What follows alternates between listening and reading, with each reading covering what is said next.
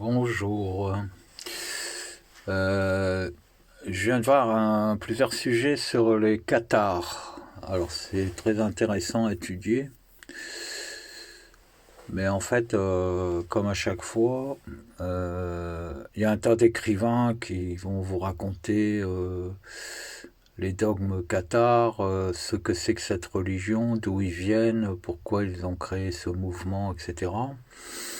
Pourquoi l'Église catholique les a brûlés.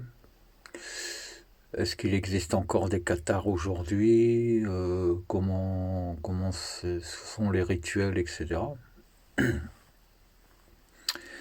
Et en fait, vous allez regarder plusieurs documents et ils sont tous contradictoires, mais ils vont tous vous jurer mordicus qu'ils ont des sources plus fiables que les autres. Et en fait, rien que le fait qu'il y ait un engouement sur une pratique religieuse ou spirituelle, même si au départ elle pouvait être cohérente et pure, le fait qu'il y ait un engouement maintenant et un mélange des genres, hein, il y a même des gens qui se disent cathares alors qu'ils ont mélangé plusieurs rituels hindous, etc., comme les rites au soleil, etc. Aujourd'hui, peu importe que les cathares aient existé ou pas, peu importe qu'ils aient raison à l'époque ou pas. S'ils avaient raison, tout le monde serait cathare maintenant, en fait. Et comme ça n'est pas le cas, en fait, c'est qu'ils avaient tort. Et en plus de ça, le fait que tout le monde parle des cathares, que ce soit la grande mode du moment, même si beaucoup de personnes sont en ce moment en recherche de repères spirituels, en fait, ça dégrade la pureté des égrégores de l'époque, les mémoires des cathares.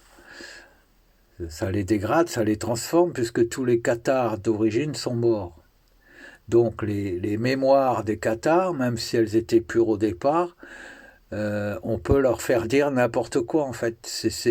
Quand vous prenez un excellent logiciel que vous aviez dans votre ordinateur il y a 10 ans, si votre fils a joué sur l'ordinateur et qu'il pratique un peu l'informatique, il aura modifié le programme. Et même si vous le transférez sur votre nouvel ordinateur, il ne fonctionnera plus. Et pour qu'il refonctionne, il faudrait faire appel à celui qui a créé le programme originel, mais comme il est mort ou que vous n'avez plus la licence, votre programme ne répond plus aux commandes que vous lui donnez. Et bien en fait, les égrégores cathares, c'est pareil.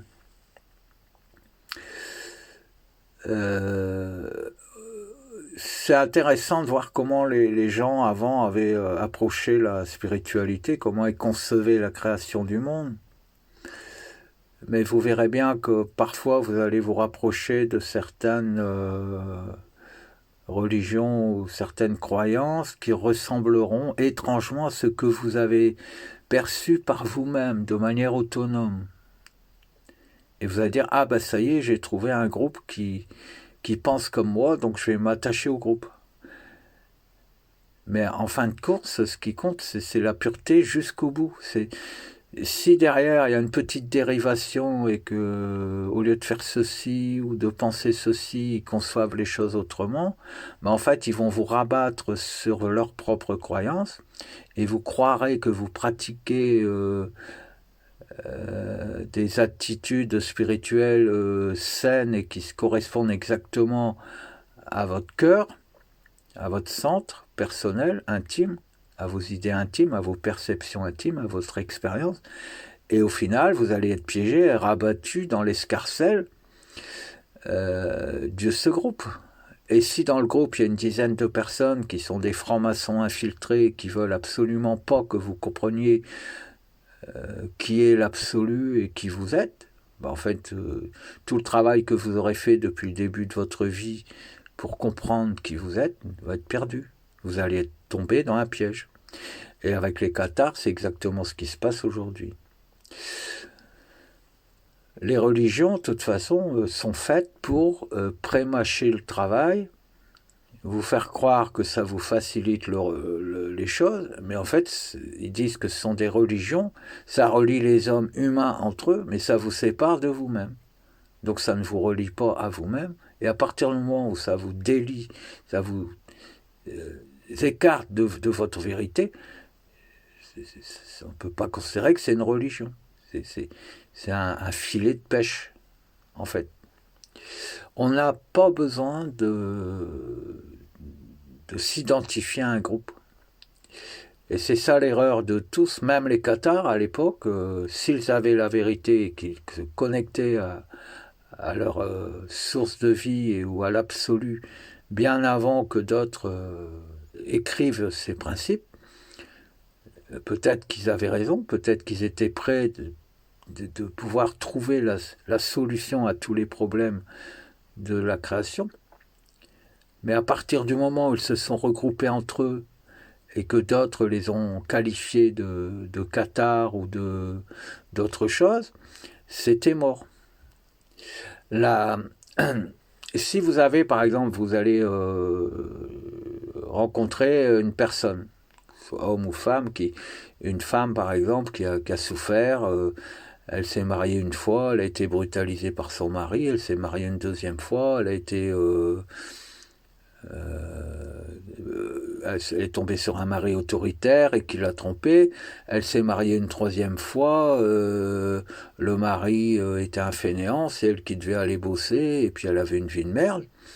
Elle divorce. Vous comprenez bien qu'elle va commencer à réfléchir qu'il faut qu'elle hésite à aller tomber dans les bras du premier venu. Eh bien, la source de vie, c'est pareil. Mon principe, c'est de dire, nous sommes sur Terre, nous sommes connectés à notre propre conscience, et en fait, entre cette conscience absolue qui est au-delà du cosmos et nous-mêmes, il y a un genre d'être intermédiaire qui est nous-mêmes, qui est un être immatériel que j'appelle notre géant créateur. Et en fait, c'est ce mariage-là qu'il faut recréer pour que cet être créateur, cet être immatériel que vous êtes aussi, puisse retrouver l'adresse physique de votre corps physique et comprendre que soit lui, il a pris un mauvais chemin et il ne vous a pas conduit au bon endroit, soit vous-même, en étant sur Terre, vous avez fait des erreurs de jugement et vous vous êtes séparé de lui. Vous êtes différencié à lui. Et en fait, vous n'êtes plus dans votre propre vérité, ou vous n'êtes plus dans votre propre perfection.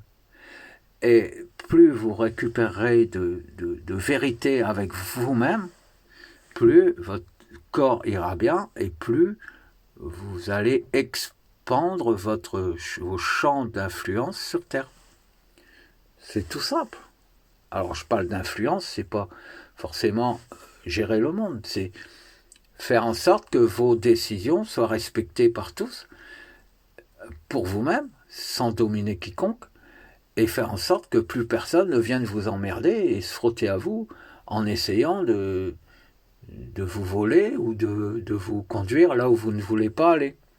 Le principe, il est déjà là. Après qu'il y ait d'autres choses qui se passent, on verra bien. Mais pour l'instant, c'est déjà ça, être en vérité. Et pour être en vérité, ça ne peut se faire que de manière individuelle. Vous pouvez vous intéresser à toutes les religions, vous pouvez regarder, essayer, mais expérimenter. C'est pour ça que j'ai toujours dit, ne vous fiez pas au qualificatif de la source, par exemple. Je me relie à la source divine. La source divine, c'est quoi ? C'est un magma, ça peut être très bien terrestre. Si des gens ont inventé une source divine, qu'ils l'ont enregistrée dans un des menhirs, en fait, quand vous vous connectez à la source de vie, en fait, vous vous connectez aux pierres, et puis vous allez comprendre de la vie ce que les autres ont programmé dans les pierres. C'est ce qu'on appelle l'astral. Si vous voulez connecter à votre vérité, connectez-vous à votre propre source de vie. Et votre propre source de vie, il n'y en a qu'une. Donc vous ne pouvez pas vous tromper. Et là, vous êtes sûr de pouvoir monter, échapper aux obstacles et trouver un endroit où il n'y a plus rien. Et quand il n'y a plus rien, c'est que vous êtes dans votre propre source de vie. C'est logique. Et dans votre perfection. Mais dès que vous allez placer un mot, un nom, un concept comme Melchizedek, comme les Anunnaki, comme Enki, comme Isis, comme Jésus-Christ et compagnie, vous retombez dans une grande bassine où tout le monde vient déjà pisser, vomir, et vous allez boire la pisse et le vomi des autres. C'est tout.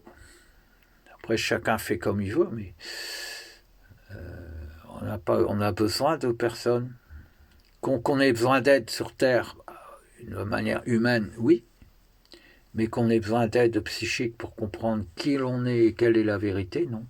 Et c'est justement quand vous aurez réussi à vous détacher de toutes ces croyances que la source de vie, ainsi que toutes les sources de vie de toutes les personnes de Terre et de tous les gens qui ont existé, qui étaient proches de comprendre une vérité qui est votre vérité, eh bien viendront se renseigner dans vos champs d'énergie, iront enseigner à d'autres, ou vous renforceront. Et vous ne volez rien à personne. Il n'y a pas de rituel à faire. Eux, par exemple, pour les Cathares, ils ont mis au point des rituels solaires. Tous les ans, ils vont devant le soleil et puis ils font un rituel comme les chamans. Moi, je communique avec le soleil tous les jours. J'ai pas besoin d'attendre un an. Dès que je sens que j'ai une énergie qui passe entre le soleil et moi-même, je m'y attache un peu, j'essaye de voir, j'observe, je sens ce qui se passe dans mon corps. Voilà, si le soleil me fait chier et qu'il m'envoie une énergie de merde, je l'envoie chier. Je lui dis, va te faire foutre, essaye de voir un peu tes conneries, change toi aussi, et puis au moins on s'entendra mieux. C'est tout. Pourquoi faudrait-il que vous fassiez des rituels, que vous ayez des mots spéciaux votre source de vie, elle est en vous, puisque vous vivez. Est-ce que vous, quand vous parlez, vous comprenez ce que vous voulez dire? Alors pourquoi faudrait-il que vous ayez des symboles, que vous ayez des rites, que vous ayez des supports pour communiquer avec la vie? Voulez-vous m'expliquer pourquoi?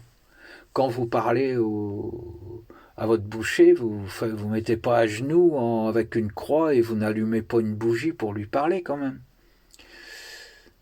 Que vous vous placiez en condition d'accueil, comme on dit, pour échanger, pour réfléchir, pour faire fonctionner votre intelligence dans votre cerveau et observer votre intelligence se mettre en branle et chercher, naviguer, voyager partout dans le cosmos pour trouver des clés à ce que vous considérez être comme un problème, oui. Mais que vous appliquez des consignes ou des rituels, des initiations qu'on vous impose parce que le grand maître a dit que c'est comme ça qu'il fallait faire, en fait, vous êtes en train de sucer la bite au grand maître. Et lui, il jouit. Voilà. Quand vous faites une prière qu'on vous a apprise, et en fait, le grand maître qui a mis au point la prière, il a une érection à chaque fois que vous-même, vous vous connectez à sa propre source. C'est comme ça que ça fonctionne. Et donc, votre source de vie, elle vient, et puis elle est violée par le grand maître. C'est tout. Qu'il soit Reikiman, ou qu'il soit hindouiste, ou qu'il soit Jésus-Christ, ou qu'il soit le curé du village. C'est pareil. Voilà, donc c'est tout ce que je voulais vous dire. Je vais faire un deuxième sujet, je vais vous le mettre sur une autre vidéo. Bisous.